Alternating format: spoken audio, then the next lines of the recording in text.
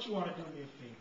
I want you to touch the person next to you and tell them, I'm so excited, I could just explode all over you. Explode all over. I got my jacket on.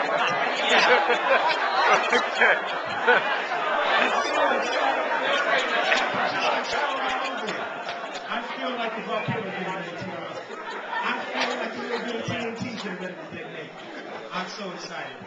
I could just explode all over you. It brings me great honor and a great privilege to be able to stand before you today. My name is Earl Davis. I am the 2002 Winter Olympic torchbearer. I represented Tampa in the Winter Olympics. And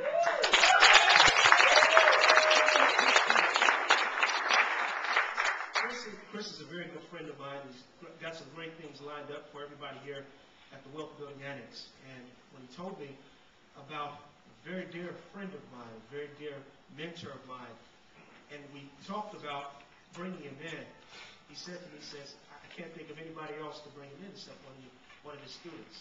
And I've been a student of Mr. Tracy for probably 7 years. What makes this thing so incredible, and I'll hurry up, Brian, because I know he's not very much for a big introduction, but sometimes things need to be said. This is a guy that I met by way of audio tape about 7 years ago when my life was stuck in a rut, when things weren't working out for me.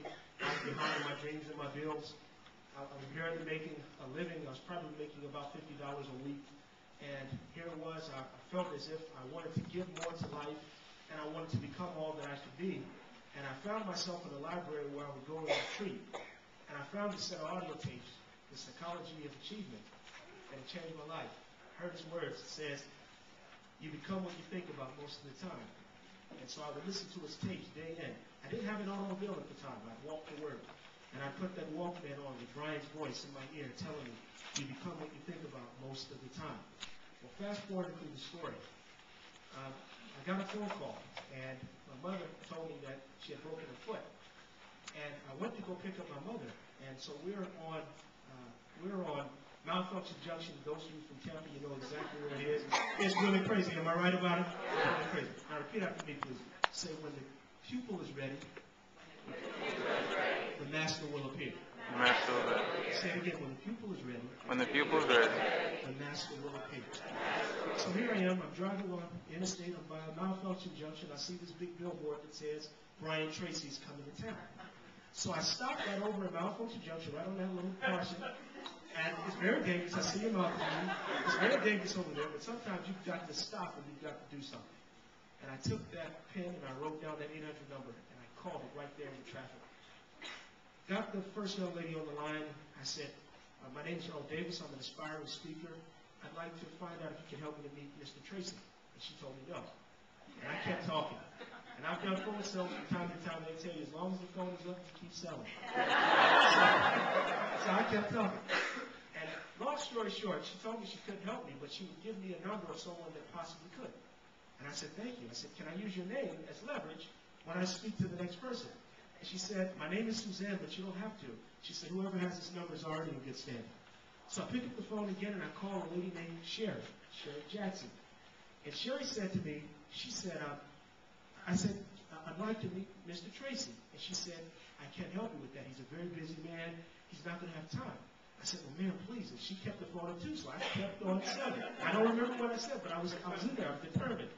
And finally, I came to the point where I said, Sherry, you don't understand. The only reason that Mr. Tracy has come to town is to meet me. She said, that's off the door. She said, well, if you're going to come to this conference, you're going to have to pay the ticket price like everybody else. And I said, how much are you talking? She said, $750. And I said, oh. I said, can you answer one thing for me? If I find a way to get the money, will you allow me to meet him? And she said, I can't make you any promises, but you can at least shake his hand. And on that note, I said, well, I'll call my television set. And she said, you're serious, aren't you? I said, yes, ma'am. I'm very serious. He's only come to town to meet me. Repeat after me. When the pupil is ready. When the pupil is ready. The master will appear. The master will appear. And so I'm talking to her. She says, look, you're going to have to pay the ticket price. I said, I'll do it. I said, I'll do anything. I'll carry luggage. I'll get the coffee. I'll help you sell tickets. I'll run the product table for you if you need that. I'll do whatever it takes. She said, listen. She says, I've got a good feeling about you. She says, you're not going to believe this. She says, but I've gotten into a jam. She said, the person that was supposed to pick Mr. Tracy up from the airport cannot do it. And I said, yes, ma'am. And then I heard her say something else. She said, the same person that was supposed to pick him up from the airport is not going to be able to introduce him. Do you think you can find a way to do that too? And I said, yes, ma'am. And so fast forwarding through the story even more, we eventually did the event, and Mr. Tracy came out on the platform, and he didn't know it, but he gave me an endorsement that day that led to 20 speaking opportunities for me, from Viacom to Radio Shack to Wendy's, Fast Food International, and my career hasn't stopped since then. And so, ladies and gentlemen, I want to tell you tonight, when the student is ready, the master will appear. And I believe that those of you in the audience, you're ready tonight.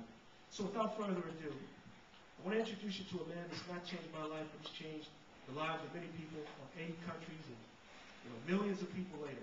He's been doing this now for a very long time.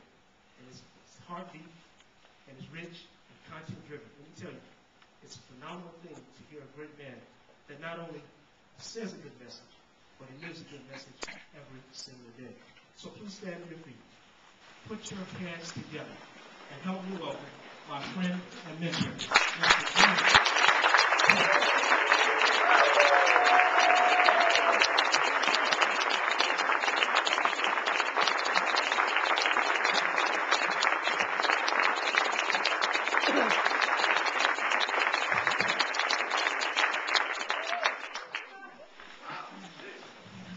It's impossible for the talk to be as good as that introduction. So I'm already swimming uphill. Thank you for being